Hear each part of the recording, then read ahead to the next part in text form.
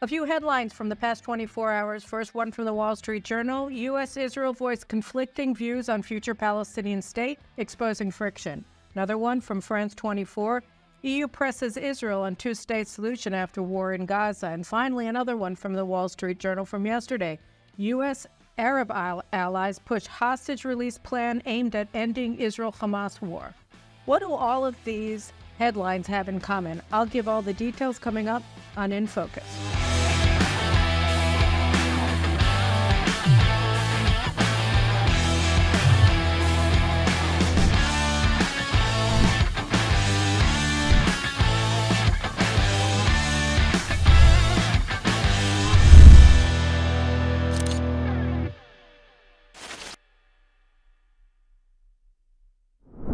From the outset of the war, which of course was begun with Hamas's invasion of Israel and the mass slaughter and one-day genocide of Israeli Jews in the western Negev on October 7th that led to the murder of 1,200 Jews and the kidnapping and abduction of another 240 Israelis to Gaza. 136 of them are still presumed alive and remain in Gaza to this day. So we're at war. We were invaded. We were slaughtered. We had this horrible atrocity carried out against our people and continuing to be carried out against our people in Gaza. And the Americans want a Palestinian state, and so did the Europeans. And they're mad because Prime Minister Benjamin Netanyahu said he doesn't want a Palestinian state, and they're all angry at Israel because of that. But nobody asked what the Palestinians want. So first of all, I want to go to a clip of Hamas leader Khalid Mashal. He gave an interview, I think, to Qatari television this past week, and just a 1-minute clip of what he has to say about a two-state solution. الإجماع الفلسطيني أو شبه الإجماع الفلسطيني حقنا في فلسطين لا تراجع عنه من البحر إلى النهر ومن رأس الناقورة إلى الرشراش أو خليج العقبة. إنه حماس لتشكيل أرضية لقاء مشترك، برنامج وطني مشترك مع القوى الفلسطينية ومع الموقف العربي، نقبل دولة على حدود عام 67 عاصمتها القدس وباستقلالية كاملة ومع حق العودة دون الاعتراف بشرعية الكيان الصهيوني. هذا كموقف لتسهيل التوافق الفلسطيني والتوافق العربي في هذه المرحلة، لكن دون التخلي عن أي جزء من حقنا أو من أرضنا ودون الاعتراف بإسرائيل. أما الرؤية ما زالت كما هي، وأعتقد أن 7 أكتوبر يعني عمقت هذه القناعة واختصرت المسافات وجعلت فكرة تحرير فلسطين من البحر إلى النهر فكرة واقعية وبدأت، وليست شيئا يرتقب أو مأمول، بل هي جزء من الخطة ومن الأجندة، ونحن نقف على أعتابها بإذن الله تعالى. Okay, so what did he say? He said that the purpose of a two-state solution is to set the course for the annihilation of Israel. We would accept, a stage plan for the destruction of Israel. This was, of course, what the PLO said in 1970. They got together after the Six-Day War 3 years later and in Khartoum, and they put together what they called the stage plan for the annihilation of Israel. And one of those stages was really to establish a Palestinian state in parts of the land of Israel west of the Jordan River, and that would be the launching pad for the ultimate destruction of the Jewish state. So he said, we're fine with that under certain circumstances, right? We want all of Judea and Samaria, we want Jerusalem, we want Gaza, we want Israel to be just, swamped with millions and millions of foreign-born Arabs that we refer to as Palestinians. They come in, they get to be citizens of a rump Jewish state that exists after the establishment of a Palestinian state. And once we have that situation going, then we're going to be able to annihilate the Jews, annihilate the Jewish state, and we'll have a unified state of Palestine, or in his case, what he really wants is a caliphate that's going to stretch from Israel's northern border in Rosh Nikra down to Israel's southern tip in the Red Sea, Eilat, or what he refers to as Rashrash in the Gulf of Aqaba. So that's what they want. They want it to, and it's not just Hamas. Works out from data taken, polling data of the Palestinians taken since October 7th, consistently, that that they overwhelmingly support the annihilation of Israel. 86%, 84%, 82% support the slaughter of October 7th. One poll said 84%, another poll said 82%. This is the margin of error, and 86% support the annihilation of Israel. So this is what the Palestinians want. He's right. He represents the people of all of the Palestinians in Judea and Samaria and the Gaza Strip. And by the way, his supposed competitor for power, the Palestinian Authority, which is funded to the tune of $500 million a year by U.S. taxpayers and another $500 million or so from European Union taxpayers. So they get all this money from the West because they're considered the partner. They're the moderates in a peace process and the establishment of a Palestinian state and a two-state solution. So here's the Palestinian Authority. So here's a little clip of gunmen in the town of Nablus, Shechem, in Samaria, last night marching through the streets to bury a terrorist who was killed in an Israeli counter-terror operation in the city. Just look at these nice people. Right, so those are Israel's peace partners. They're in the moderate areas, the Palestinian Authority areas. Many of those terrorists are members of the Palestinian Authority security services, which are funded by U.S. taxpayers as well and trained by the U.S. military. And so here they are walking through the city of Shechem with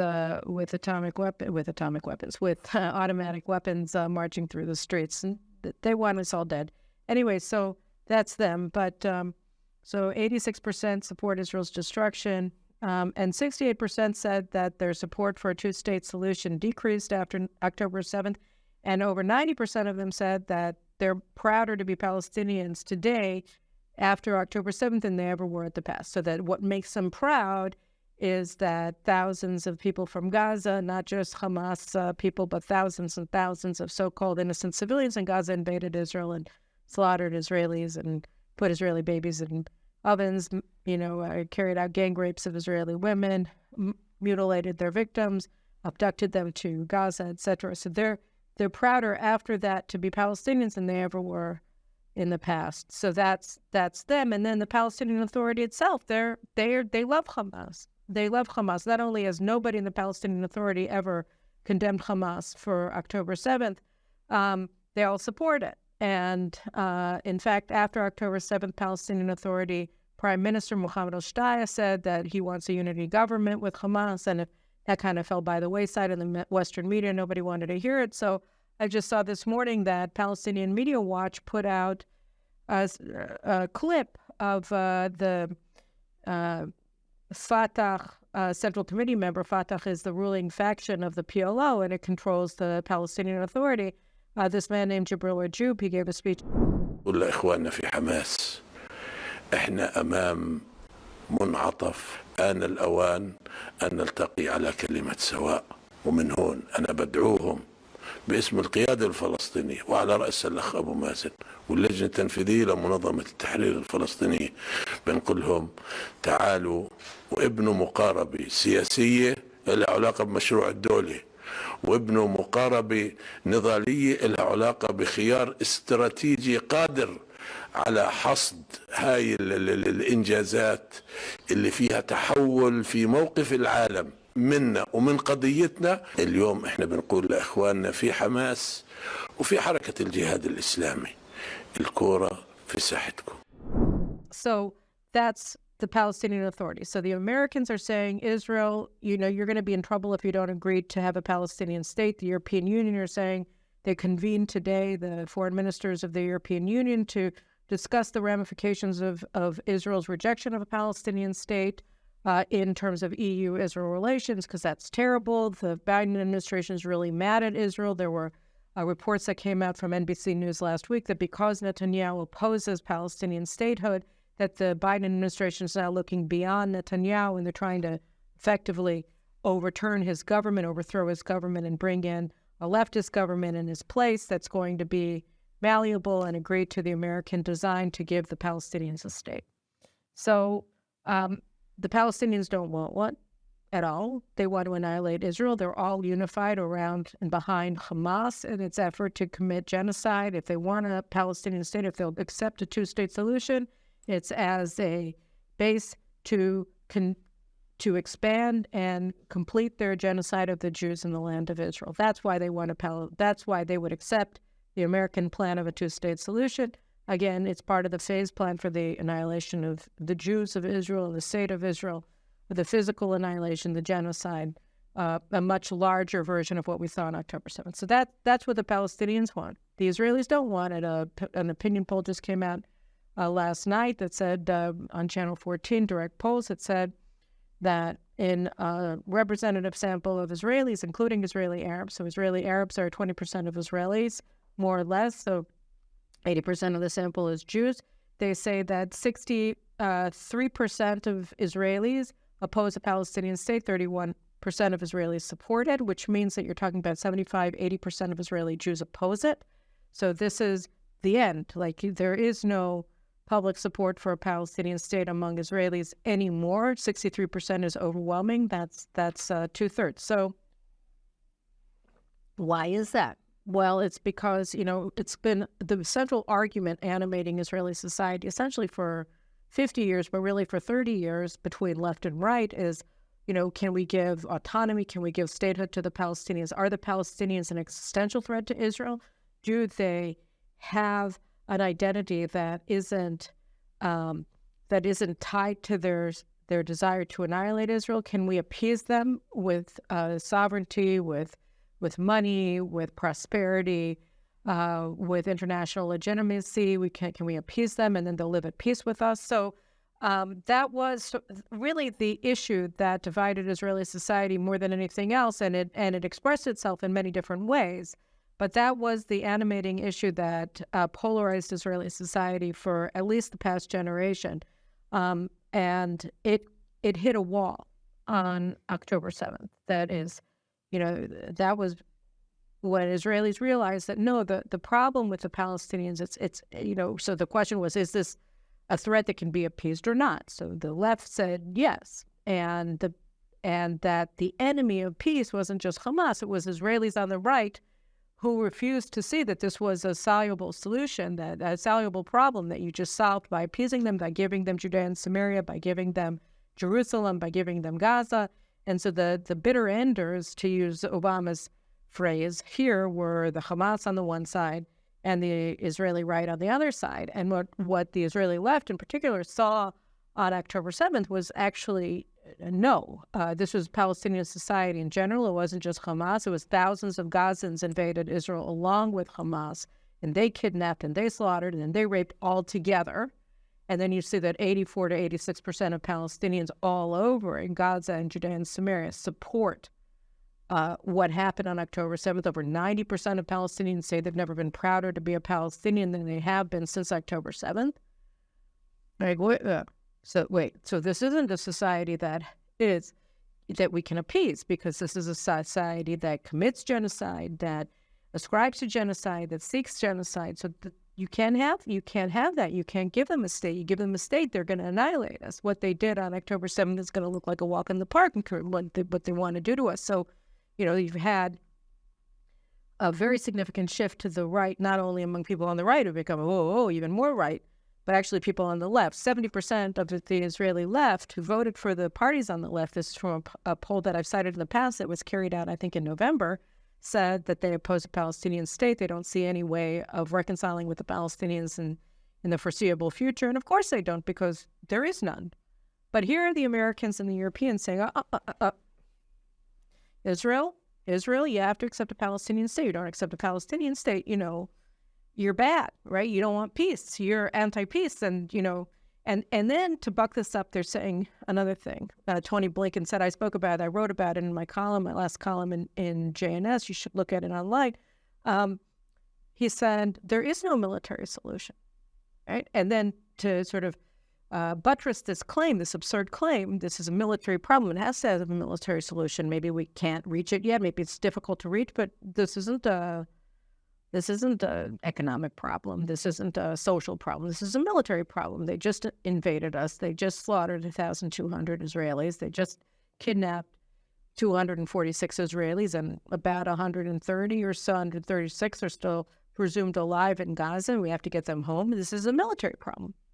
So there is no military solution. And then to buttress this claim, the Wall Street Journal had a leaked report from U.S. intelligence, and saying, oh, well, Israel's only killed 20 to 30% of the terrorists in Gaza, which means that it's all futile. There's no way to win, which is a little bit ridiculous because you've never had a terrorist state that's been so hardened as you do in Gaza because, not only are they embedded inside of the society, which completely supports them, as we've seen, and is engaged with them and is actively supporting them, actively engaged with them in their war to annihilate the Jews, but also they're literally embedded in the earth. I mean, they have their whole terror infrastructures underground. They built a warren of 500 miles, apparently, of tunnels underneath Gaza. There's lower Gaza, which is underground, and there's upper Gaza, which is what you see. And so it estimates that Israel put out at the beginning of the war, before we realized the scope of what they've built there, was that it was going to take a year to win. It would be 3 months of very high-intensity fighting, particularly in upper Gaza, and then it was going to take another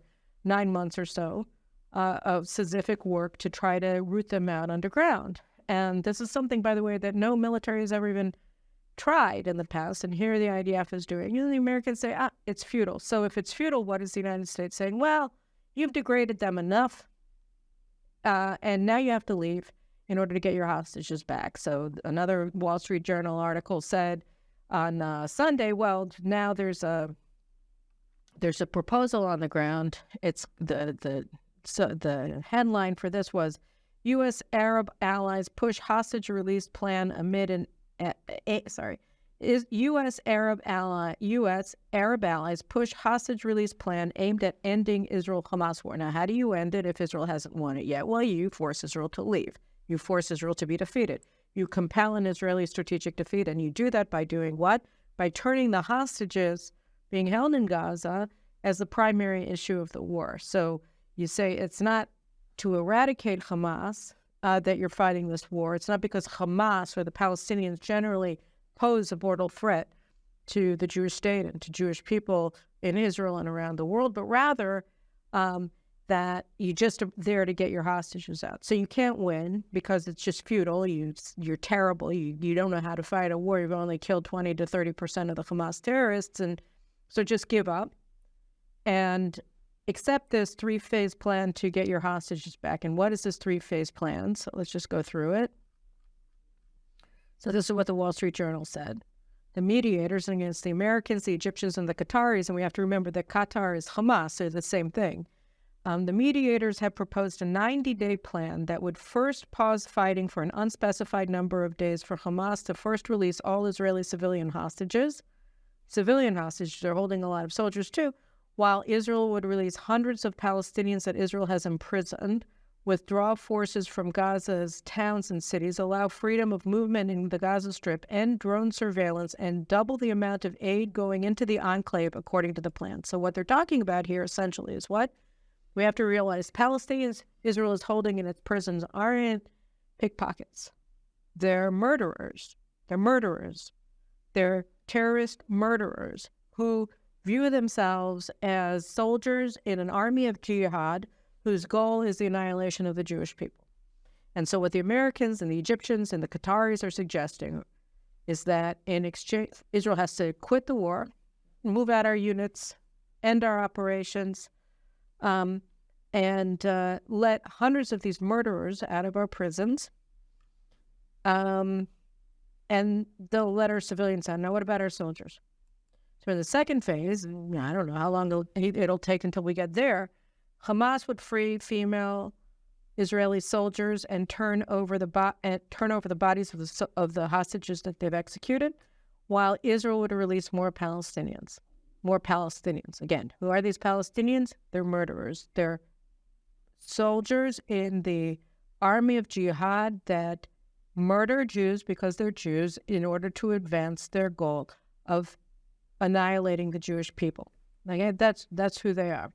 So they want to let these murderers out, and they'll give us our female soldiers who are being systematically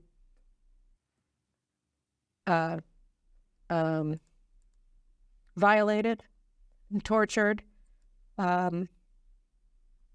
by their oppressors in Gaza and starved, obviously. And they'll let us have our female soldiers home in exchange for that. And a third phase would involve the release of Israeli soldiers and fighting-aged men Hamas considers soldiers, according to Egyptian officials, while Israel would redeploy some of its forces outside the current borders of the Gaza Strip.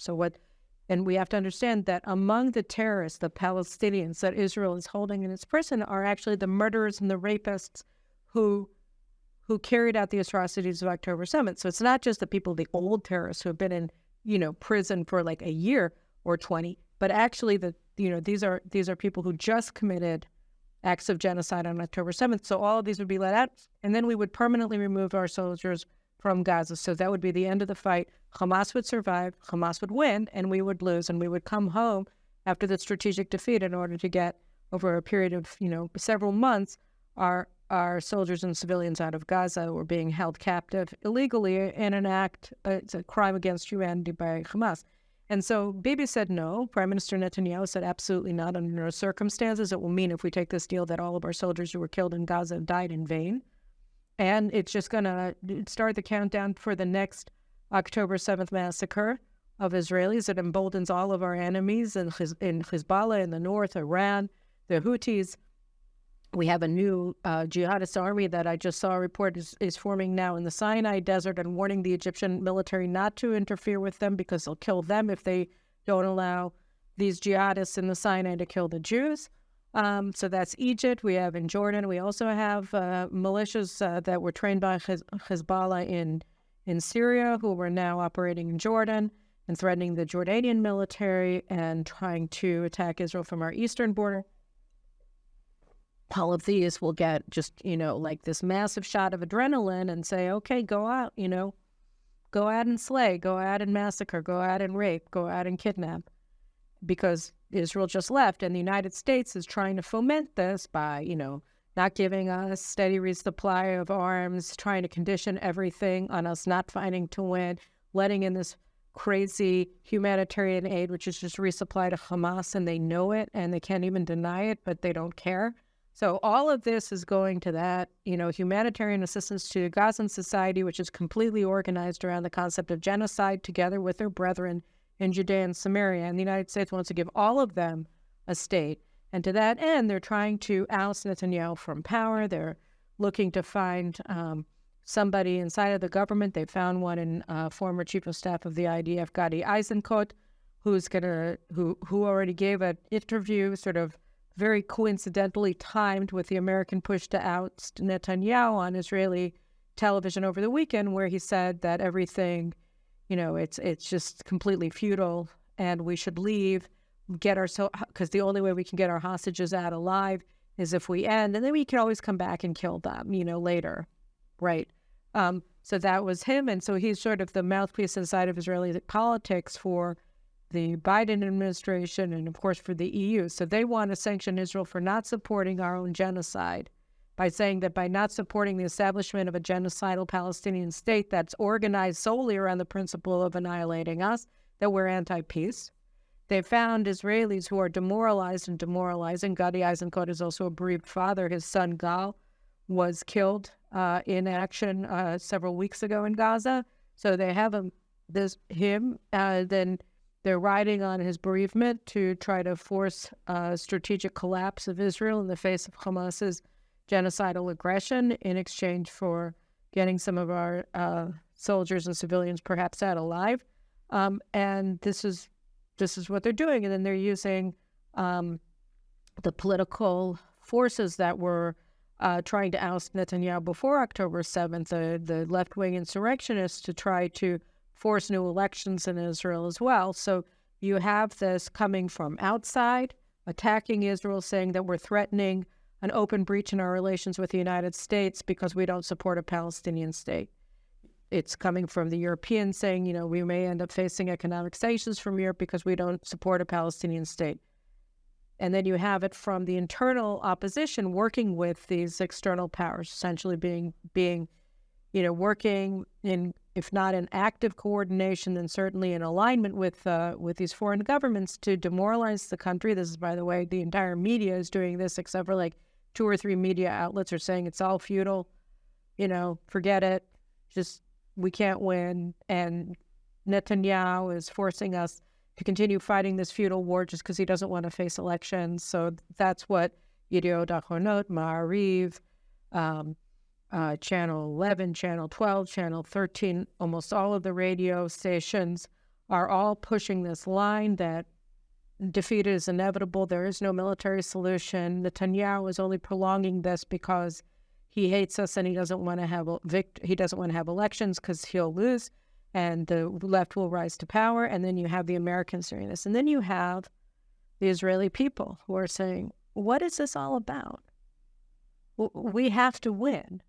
You have the same poll that showed that 63% of Israelis, only 63% of Israelis support a Palestinian state and oppose a Palestinian state, and 31% of Israelis support it. So 63 again, oppose, I flubbed, and 31 support.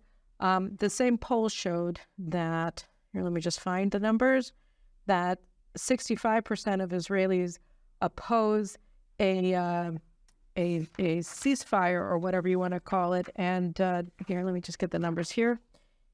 65% oppose any hostage deal and ceasefire and want to keep fighting, and 28% support it. So they're building on that 28% of Israelis who support a ceasefire and the 31% of Israelis who support a Palestinian state. And again, this all includes Arabs, so you're also talking about, 28% is, like 4% of Jews, basically, and the same thing with Palestinian statehood. You have 20% maybe of Israeli Jews who support a Palestinian state, 15-20% of them, given the data of these polls. So you're looking at a tiny sliver of Israeli society, which, also makes up 90% of our media, and probably 95% of our former generals, and they're all pushing for a Palestinian state, and they're all pushing us, and they're all threatening Netanyahu, along with Blinken, saying you're going to have an open breach with the United States, and they're not going to resupply us with weapons,